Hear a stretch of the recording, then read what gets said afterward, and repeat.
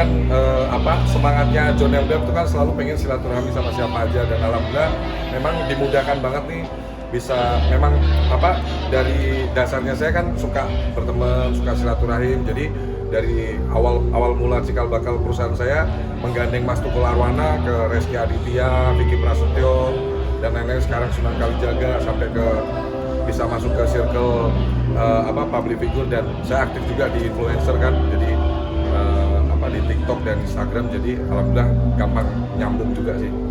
Adaptive people lah saya lah. Oke, Bang John sedikit dong update boleh ya soal Boleh. karyawannya kemarin Bang. Boleh. Seperti apa sih Bang? Ramai itu Bang. Ya, Rame banget tuh. Jadi mumpung kita hari ini bisa ketemu, sekaligus saya mau kasih tahu ke teman-teman semua bahwa apa yang disampaikan itu tidak benar, ya kan? Saya itu berangkat dari orang susah, gitu, dari karyawan di perusahaan ini, di High Five ini. Dari awal saya merintis karir jadi karyawan sampai saya jadi pemilik usaha di High Five, jadi pemiliknya High Five juga, jadi komisaris. Terus saya buka bisnis lain, John Skin, John Traktor, John Tex, John Tenman, Mevol, sama Kobasuki. Ya, jadi saya tahu banget rasanya jadi karyawan. Jadi sekaligus saya umumkan, semua karyawan yang masuk di perusahaan saya itu hari pertama yang kita tanya pertama adalah, kamu punya uang nggak buat transport? Itu ada datanya semua. Jadi kita harus beradu data, jangan cuman sepotong chat yang mungkin bisa dimanipulatif, atau bahkan kita dugaannya kan kita banyak hal gitu kan. Nah, terus orang jadi persepsinya jadi miring ke saya, padahal saya ini orang yang sangat memanusiakan manusia, karyawan. Kita pengusaha nggak bakalan bisa kerja sendiri tanpa karyawan, Mbak. Gitu. Karyawan itu aset yang berharga untuk kemajuan perusahaan gitu. Maju dan mundurnya sebuah bisnis, sebuah usaha itu bergantung pada people-nya, manpower-nya gitu, karyawannya. Ya, mulai dari itu tadi operasional ya, terus untuk fasilitas semua langsung kita kasih semua. Ini mentelantarkan nggak benar ya? Enggak lah. Itu karyawan itu kerja sama saya 21 bulan. Kalau di total hampir 400 juta.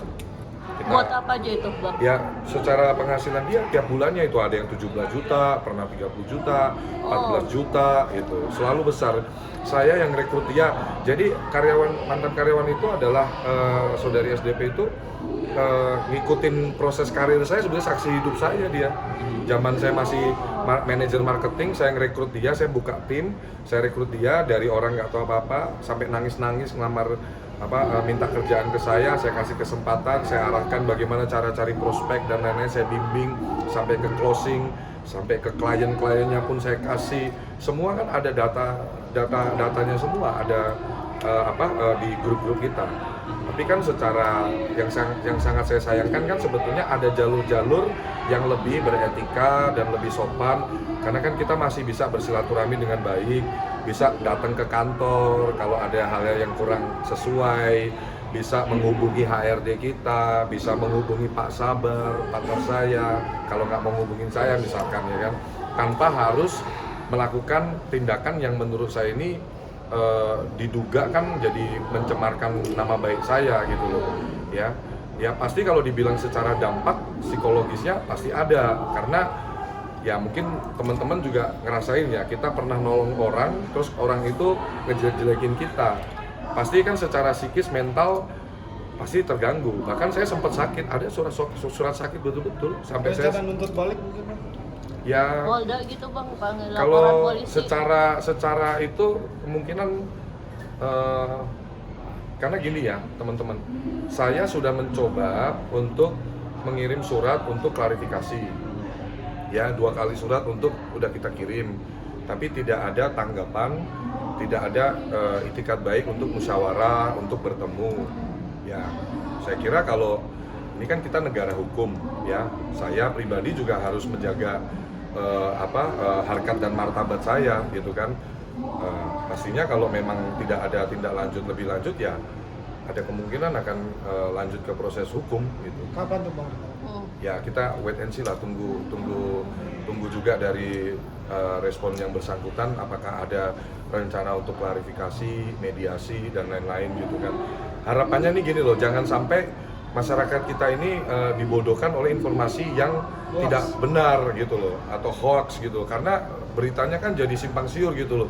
dibilang saya bos arogan lah. Bang, bagaimana kalau kita sebagai pimpinan arogan, mana mungkin karyawan saya sampai ratusan, bisnis saya berkembang pesat gitu loh, nggak mungkin lah gitu loh. Tapi siapa sih itu Bang, tahu nggak siapa yang Kalau mencari tahu sosoknya itu, ya. Iya, itu memang betul mantan karyawan saya, betul. Tapi gini, apa sih Bang maksudnya kenapa dia bisa berbicara seperti itu? Maksudnya Bang Jo mungkin sempat Saya nggak tahu, bicara saya nggak ada itu. ide apapun untuk itu karena Heeh. di waktu keluar pun Oktober itu ya baik-baik. Iya, Ada iya. surat resign, Mas. Kita semua by proses semua, ada semuanya, jejak digital, dokumennya ada semua. Pernah melakukan kesalahan ya kita SP1 ada, dia tanda tangan. Cuti karena udah setahun kerja lebih, dia cuti, kita tanda tangan. Saya itu Mas, ya orang yang karena saya basicnya marketing. Saya itu paling seneng mengapresiasi orang yang kerja bagus. Dengan cara apa? Nih hari Sabtu misalkan, harusnya kan itu kan hari libur ya. Terus mereka kirim jualan gitu. Saya kasih bonus dan itu ada buktinya. Nih, wah alhamdulillah kamu jualan ya. Nih saya transfer bonus. Itu pribadi dari saya. Karena saya mengapresiasi karyawan-karyawan saya, apalagi marketing sebagai ujung tombak. Dia sampai all out, bahkan di hari libur pun mereka bisa closing, bisa jualan. Saya apresiasi itu semua ada data-datanya semua. Harapan saya sih kalaupun kepengennya saya ya ada itikat baiklah untuk bagaimana meluruskan ini, mengklarifikasi ini supaya tidak jadi bola liar juga. Iya. Bukan saya sebetulnya kita nggak perlu membaik-baikan diri kita. Pada akhirnya kan orang publik juga akan tahu. Karyawan-karyawan saya bisa ditanya. Jadi kalau mau tanya saya ini gimana ya jangan tanya ke saya, tanya ke karyawan yang masih bekerja di tempat saya.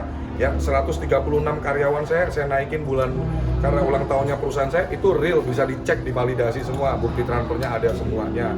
Kemarin bagi-bagi angpau ke 50 karyawan, satu orang 500.000. Intinya saya tuh orang yang sadar betul bahwa harta kita ini yang kita terima ada hak orang lain. Jadi memang saya tuh suka bagi-bagi ke orang itu ya memang karena saya merasa Allah udah kasih banyak hal di hidup saya yang luar biasa yang pengen saya bagi.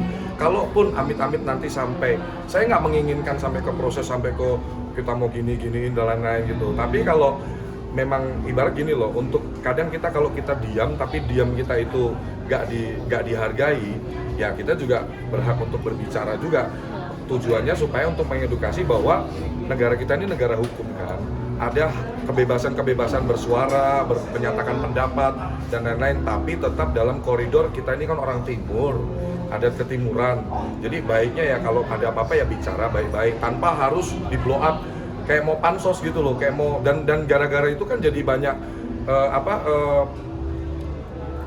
influencer-influencer dadakan yang jadi ngestit jadi makin muter terus ya. Kalau ditanya dampak secara kerugian pasti ada. Jadi persepsi orang jadi ada yang menggiring-giring ke Bang John ini ya Bang, jangan-jangan bisnisnya kayak yang dulu-dulu tuh yang cepet-cepet kaya. Bisnis saya itu real semua. Saya bangun bisnisnya dari nol. Bisnis jasa. Ya, klien saya seluruh Indonesia. Bagaimana nggak bisa cepat sukses, cepat berkembang perusahaannya. Malah kalau saya tidak cepat berkembang, ada yang salah di hidup saya. Entah saya dibuat aneh-aneh duitnya, gitu loh. Bisnis saya real, kantornya jelas. Usahanya jelas, perizinan PT, sewa kantor, branding usaha, pabrik skincare, konstruksi kontraktor, perpajakan, ya entertainment, Mevol itu rokok elektrik, semuanya resmi kita ada legal standingnya semua, tidak ada kita aneh-aneh gitu. Apa nuntut nih Bang? Minggu ini kah atau minggu depan? Ya kita coba tunggulah dalam seminggu ke depan kalau memang tidak ada tindak lanjut, karena tujuan saya nih jangan sampai yang bersangkutan ini merasa bisa menzolimin orang seenaknya gitu loh. Apalagi notabene ini orang yang memang dulu pernah 21 bulan dia pernah dapat uang dari hasil kerja keras usaha saya juga gitu loh, buat kasih makan keluarganya juga. Terus dia melakukan seperti itu tuh ya nggak dipikir panjang dulu gitu loh. Saya yang sangat saya sesalkan sih itu ya, karena suka nggak suka kan netizen ini kadang kan jadi gorengnya tuh kemana-mana gitu loh, dipikirnya ya aneh gitu loh. Chat yang cuman sepotong begitu dianggap sebuah kebenaran, terus jadi ada sebagian yang menyerang saya gitu loh.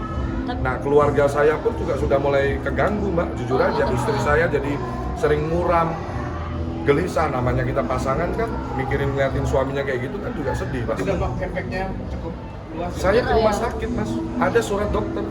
Saya benar-benar drop di kan hari Sabtu itu. hari Minggu malam saya nggak enak badan, Senin itu saya dibawa ke rumah sakit. Ada surat dokter, benar-benar sakit. Mungkin udah apa ya, coba menghubungi pihak yang memberi pesan. Oh enggak lah, masa dia yang berbuat salah saya yang harus menghubungin? Enggak. Nanya why kiriman gitu, nanya somasi why atau gitu gimana? sama Enggak.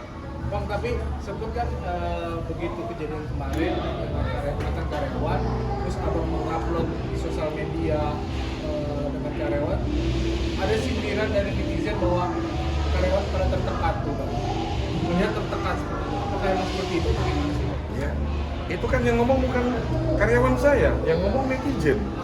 Makanya kan kalau sebetulnya kan kalau lebih enak kan wawancara ke karyawan saya aja. Karyawan saya tertekan ya. Kemarin Mbak Vera ke kantor saya, emang kita setting. Itu kan saya videoin juga kan mereka dengan sukacita, dengan gembira, ya kan. Kita nggak pernah melanggar hak karyawan. Kita nggak pernah telat bayar hak karyawan. Ya, cari perusahaan yang ownernya kayak saya. Karyawan kena urusan pinjol 100% saya tutup. Ada datanya. Kenapa? Dulu pernah saya dikejar-kejar pinjol. Saya tahu bagaimana kita depresinya, nggak bisa bayar hutang pinjol, dikejar-kejar. Makanya karyawan saya ada masalah pinjol, kita tutup 100%. Dan saya haramkan di perusahaan saya, karyawan saya pinjol. Bos lu nggak kekurangan duit. Kalau butuh apa-apa, ngomong ke perusahaan, 100% kita bantu.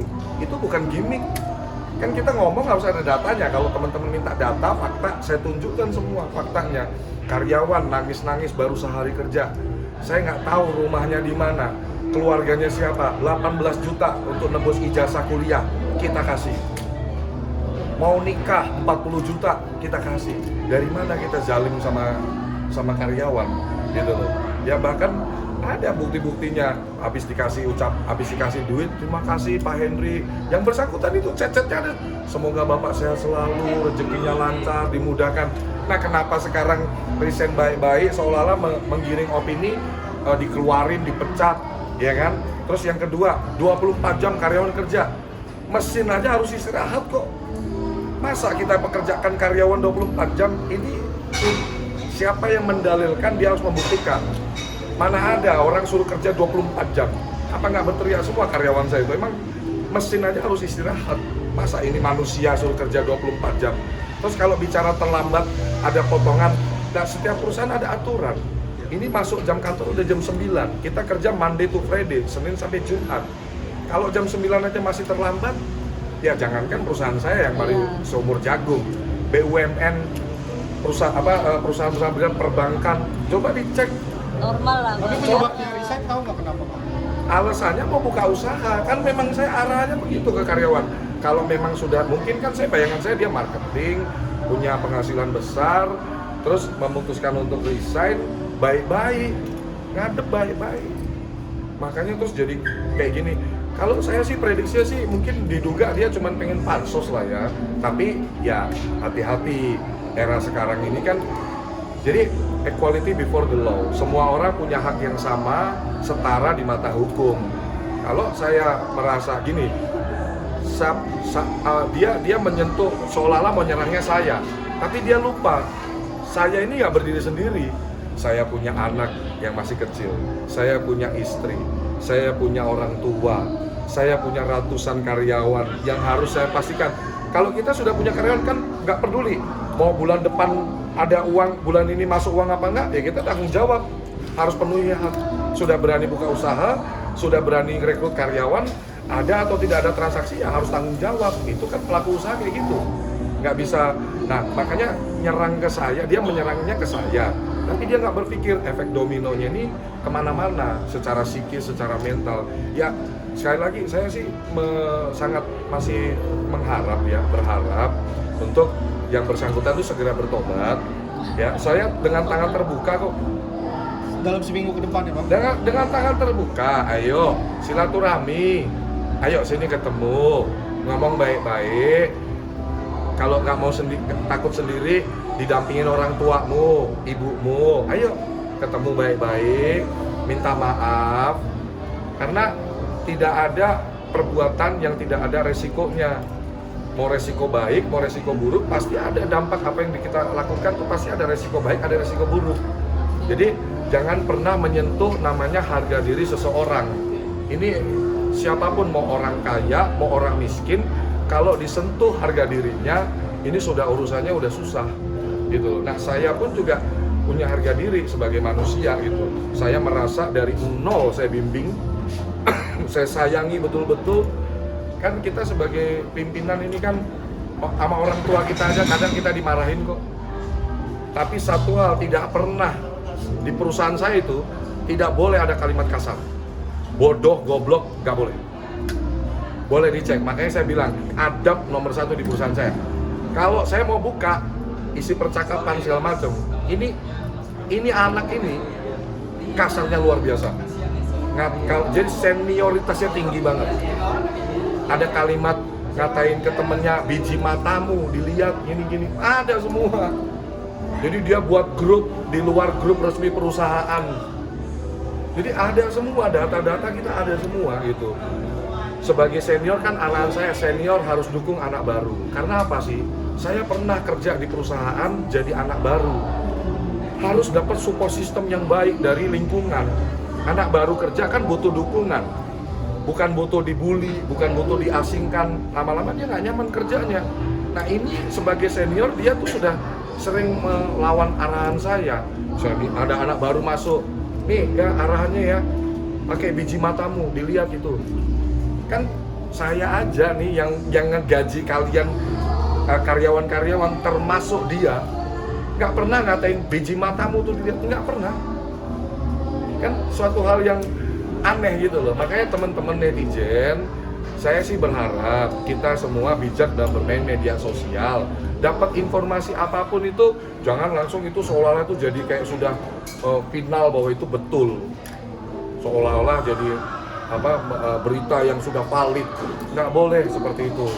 Karena kan segala hal yang menjadi ada berita, ada pemberitaan apa gitu, itu harus diklarifikasi dulu kebenarannya. Jangan kita malah nambah-nambah dosa gitu. Gitu sih. Nah, yang mendanai Tiko itu juga bukan benar itu. Apa? Tiko. Loh, Mas boleh